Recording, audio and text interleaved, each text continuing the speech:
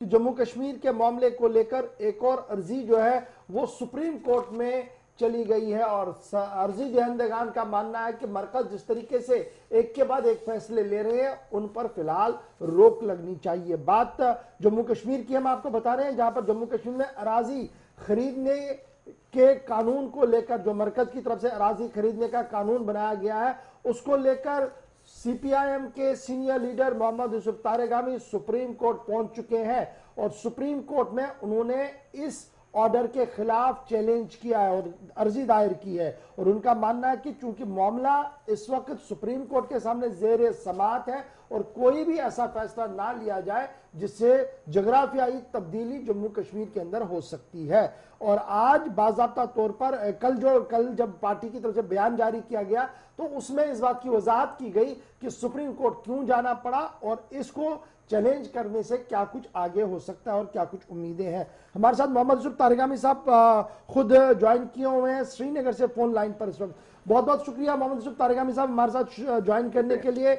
आपकी तरफ से और आपकी जमात की तरफ से एक बार फिर अदालत का दरवाजा खटखटाया गया है और इस बार जो मामला है वो 370-35 से नहीं है क्योंकि उसको लेकर ऑलरेडी आपकी पिटीशन दायर की गई है। ये जमीन वाला कानून जो गुज़श्ता दिनों सामने आया था उसको लेकर आप चैलेंज कर रहे हैं, तो क्या कुछ एतराजात आपके हैं और क्या कुछ अभी तक सुप्रीम कोर्ट की तरफ से क्या कुछ बात कही गई है? देखिए, जहां तक इस रिट पिटीशन का ताल्लुक है जो हमने कल सीपीआईएम की तरफ से मुल्क की आला तरीन अदालत में पेश की, जैसा कि अभी आपने बताया कि हमने उस ऑर्डर को चैलेंज किया जो अक्टूबर में होम मिनिस्ट्री ने जारी किया और जिसमें दो बातें हैं जिन पर हमारा एतराज है, जिनको लेकर हमने अदालत आलिया की तरफ रुजू किया है। एक ये कि आज तक जो कानून था जम्मू कश्मीर में वो उसके रूह से किसी बाहर के शख्स को यानी रियासत से बाहर अगर कोई शख्स चाहता कि जमीन खरीद ले, इमूवेबल प्रॉपर्टी खरीद ले, उस पर पाबंदी थी। जो भी जमीन के बारे में मामला थे वो यहाँ के परमानेंट रेजिडेंट्स के दायरे इख्तियार में ही थे। जैसे कि ये कानून और जगहों पर भी लागू है। हमारी एक हमसाया रियासत है हिमाचल प्रदेश, वहां पर भी ये कानून लागू है। नॉर्थ ईस्टर्न स्टेट्स में लागू है, ट्राइबल एरियाज में ये कानून लागू है।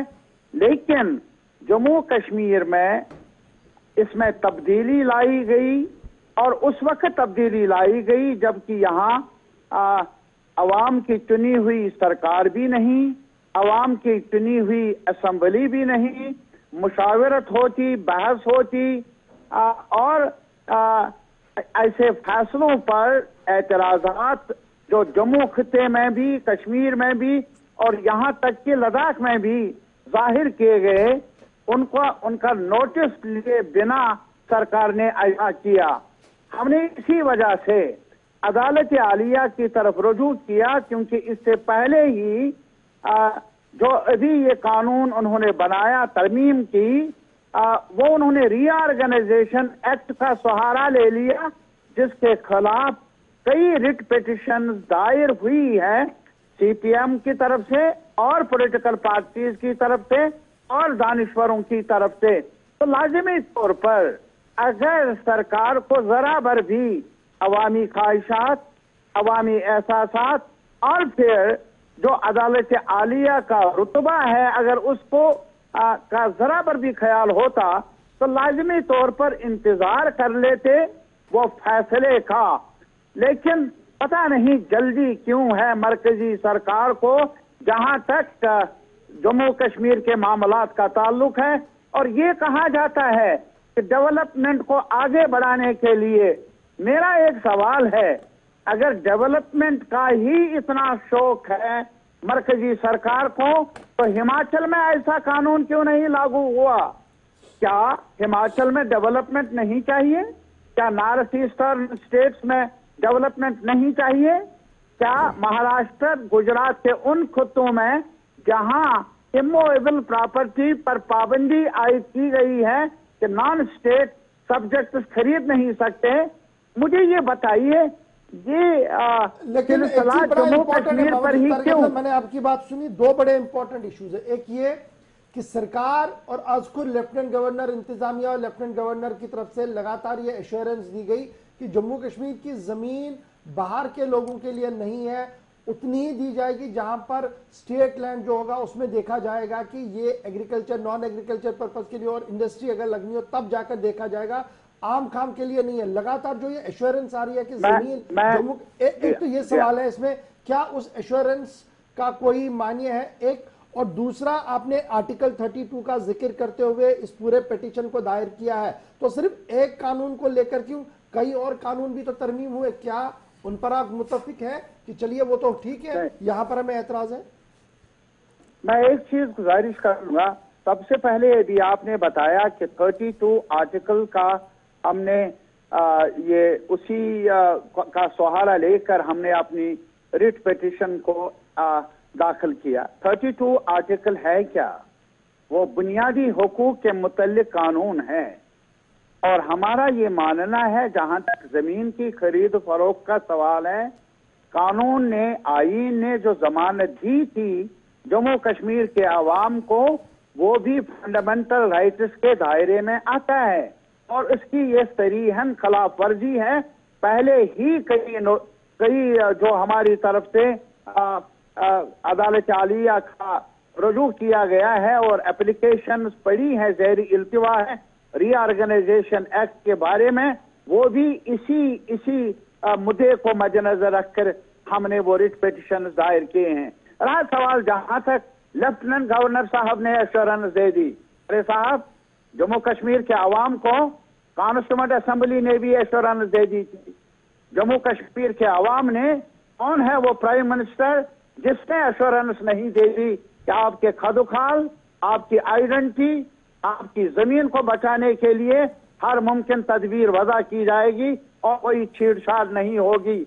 और इसके साथ ही मैं कहूंगा लेफ्टिनेंट गवर्नर साहब को कि उस नोटिफिकेशन का क्या, जो होम मिनिस्ट्री ने 111 पेजेस पर मुश्तमिल है, वो जो जारी की अक्टूबर में जमीन के बारे में, उसमें बदलाव लाइए ना, मरकजी सरकार को कहिए, होम मिनिस्ट्री को कहिए, तब जाकर एश्योरेंसेस पर भरोसा किया जा सकता है। और तब तक ये बातें बस बातें रहेंगी, हमारा विश्वास नहीं है, आप वो विश्वास तोड़ दिया है ऐसे इकदाम उठाकर मरकजी सरकार की क़यादत ने। तो आपकी पिटीशन क्या एक्सेप्ट हो गई है? ये एक्सेप्ट, वो तो लाजिमी तौर पर उसका नंबर लग गया तो एक्सेप्ट होने का मतलब क्या है? तो उस पर आगे बहस होगी। एक्सपेक्टेड डेट कोई कि कब तक बहस होगी? क्योंकि हमने देखा कि जम्मू कश्मीर को पर्टेन जितने भी केसेस है फिलहाल उन पर कोई भी पेशरफ नहीं है।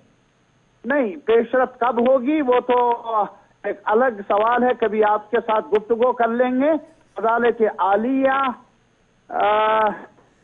की तरफ से जो जम्मू कश्मीर के मामलात में जितनी दिलचस्पी होनी चाहिए शायद हो भी, लेकिन ऐसा अभी तक शायद कई वजूहात की बिना पर, पैंडेमिक की वजह से भी या और कोई वजूहात हो सकती है, वो जल्दी वो सूरत अभी नजर नहीं आई। लेकिन बहरहाल अदालत आलिया ही एक ऐसा इंस्टीट्यूशन है जहां अब भी जम्मू कश्मीर के अवाम की उम्मीदें वाबस्ता है। बहुत बहुत शुक्रिया मोहम्मद यूसुफ तारगामी साहब हमारे साथ ज्वाइन करने के लिए और ये बताने के लिए कि अर्जी दी क्यों, उसके पीछे का मकसद है क्या और अदालत से अब उम्मीद कितनी है। तो ये तो मामला था जनाब सीपीआई की उस अर्जी का जो कल बात सामने आई थी शाम देर गए कि बाज़ाब्ता तौर पर अर्जी दे दी गई है और उसको एक्सेप्ट भी किया गया है। और अब देखना होगा कि नेक्स्ट हियरिंग कब होगी और उसमें नोटिफिकेशन जब आएंगी काउंटर एफिडेविट फाइल होंगे, उनमें क्या कुछ लिखा गया होगा।